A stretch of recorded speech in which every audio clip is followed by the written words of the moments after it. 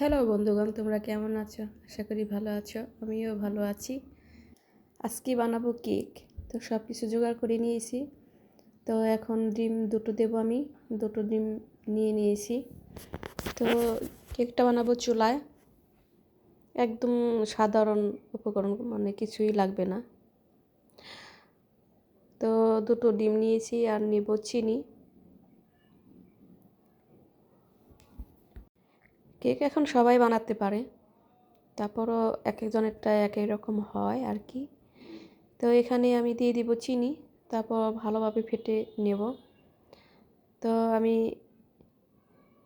মিক্সিতে দিইনি, হাতেই করে নেব। তো মিক্সিতে দিলে তাড়াতাড়ি হয়ে যাবে আর কি। আমি হাতেই ভালোভাবে ফেটিয়ে নেব ডিম আর চিনিটা যাতে গলে যায়। আর একটু লবণ দিয়ে দিলাম। তো একদম ভালোভাবে ফেটতে হবে। আসলে কেকটা বানানো হচ্ছে এভাবে ফেটানো ভালোভাবে। আর যারা মিক্সিতে দেবে তারা তো ওইভাবে হয়েই যাবে। তো এটা একদম চিনিটা গলা পর্যন্ত এটা একদম ফেটতে হবে। তো ভালোভাবে ফেটা হোক। তারপরে এখানেই আমি দিয়ে দেব ময়দা, আর দেব বেকিং পাউডার আর ভ্যানিলা এসেন্স। তো তোমরা যেটুকু বানাবে ওই পরিমাণে দিয়ে নিবে। কেক বানানো এখন একটা সহজ ব্যাপার। আর যাদের ওভেন আছে তাদের তো কথাই নেই। চুলা যাদের আছে চুলায়ও বানাতে সুবিধা হয় আর কি। জালটা একটু কীভাবে দিতে হবে সেটা একটু করতে হবে। তো আমি এখানে নিয়ে দিয়েছি, তো ময়দা দিয়েছি, আর এখানে 3 প্যাকেট গুঁড়া দুধ নিয়েছি। কেউ চাইলে তরল দুধ দিতে পারো। ওটা ভালোভাবে জাল দিয়ে শুকিয়ে আর কি ঘন করে নিতে হবে। তার দেব বেকিং পাউডার। তো এই তো, আর কিচ্ছু লাগবে না। আগে তো আমরা ভাবতাম না জানি কত কষ্ট কেক বানাতে। তো একদমই সহজ, কোনো কষ্টই নেই। আসলে এটা বানাতে বানাতে সুন্দর হয়। তো অভিজ্ঞতা থাকতে হবে যে রেগুলার আর কি কিছুদিন পর পর বানালে হয়তো আর কি যে সব পরিমাণ একদম পারফেক্ট হবে। নতুন নতুন একটু সমস্যা হবে, এক এক সময় ভালো হবে, এক এক সময় খারাপ হবে। এটা সব সময়ই হয় এরকম। তো এখন আমি এটা ভালোভাবে ফেটে নেব। আর যদি লাগে হালকা একটু জল দেব, আর তেল দিব পরিমাণ মতন। তো সব দেওয়া শেষ। এখন ভ্যানিলা এসেন্স দেব। আর এটা যার যেটা ভালো লাগে, এটা অনেক রকমই গ্রানেরই আছে। তো তোমাদের যেটা ভালো লাগে সেটা দিবে। তো এটা পরিমাণ মতন দিয়েছি আমি। আর লাগলে হালকা একটু জল দেব, না লাগলে দেব না। তোমরা যদি ডিমটা বেশি দাও তাহলে আর জল দেওয়ার প্রয়োজন পড়ে না, ওইটাই হয়ে যায়। তো আমারও হয় নাই, আমার হালকা একটু সামান্য দিয়েছি, আমার ডিমেই হয়ে গেছে। যেহেতু আমি এখানে একটাই বানাবো, তো এটা হাত দিয়ে করতে একটু কষ্টই হয়।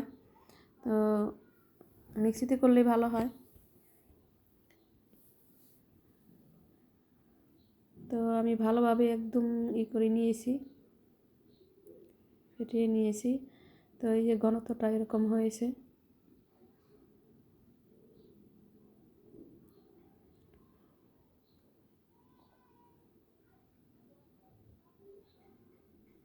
তো হয়ে গেছে প্রায়। এখন আমি কেকের মধ্যে দিয়ে দেবো, কেকের শ্বাস আছে ওটার মধ্যে দিয়ে দেবো। আর চুলার মধ্যে আমি হাঁড়ি বসিয়ে রেখেছি, ওখানে দিয়ে দেবো। তো এখানে আমি একটু এটার মধ্যে ব্রাশ করে নেব, তেল মেখে নেব ভালোভাবে। তো ওই যে তেল মেখেই করে নিয়েছি। আর একটা পরিষ্কার একটা আমি কাগজ দিয়ে নিলাম নিচে।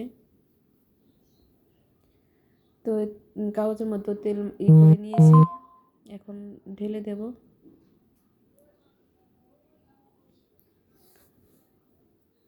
আর এটা ঘনত্বটা কিন্তু এই যে এরকমই সুন্দর হবে, একদম এরকম ছেড়ে ছেড়ে পড়বে না, একদম এইভাবে পড়বে ঘনত্বটা।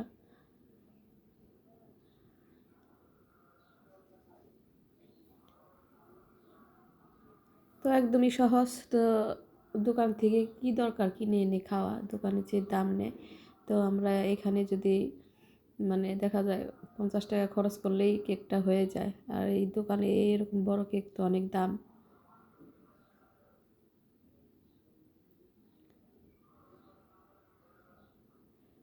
আর হয় প্রথম প্রথম একটু খারাপ হবেই, পরে বানাতে বানাতে আর কি সুন্দর হবে।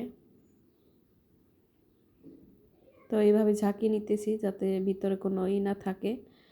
তো একদম ঝেঁকে তারপর আমি এখানে একটা কাগজ দিয়েছি প্রথমে, তারপর একটা স্ট্যান্ড বসিয়ে তো এটা বসিয়ে দিয়েছি। এখন এমনভাবে ঢাকা দিতে হবে যাতে কোনো মানে বাতাস না ঢুকতে পারে। তো আমি এইভাবে এই থালাটা দিয়ে এটা দিয়ে ভাত দিয়ে রেখেছি। তো এই দেখো কত সুন্দর হয়েছে। এখন কিন্তু হয়ে গেছে, এটা কত সুন্দর করে ফুলে উঠেছে, অনেক সুন্দর হয়েছিল। তো এটা হয়ে গেছে এখনই। ভিতরে আমি দেখেছি যে চামচ দিয়ে।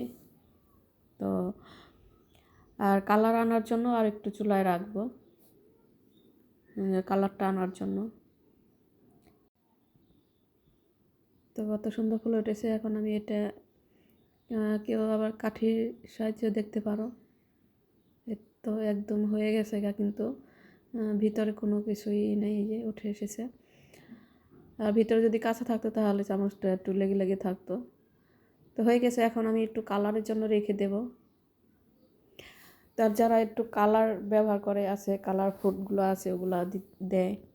তো আমি এখানে তো কোনো কালার টালার দিইনি। তো এই তো এমন হয়েছে লোকটা। তো বলবে কেমন হলো, সুন্দরী হয়েছে কিন্তু, তাই না? তো তোমরা যদি আগে ওরকম খেতে চাও ওরকম সাদাও থাকতে পারে, আর কেউ যদি কালার পছন্দ করে তাহলে কালার।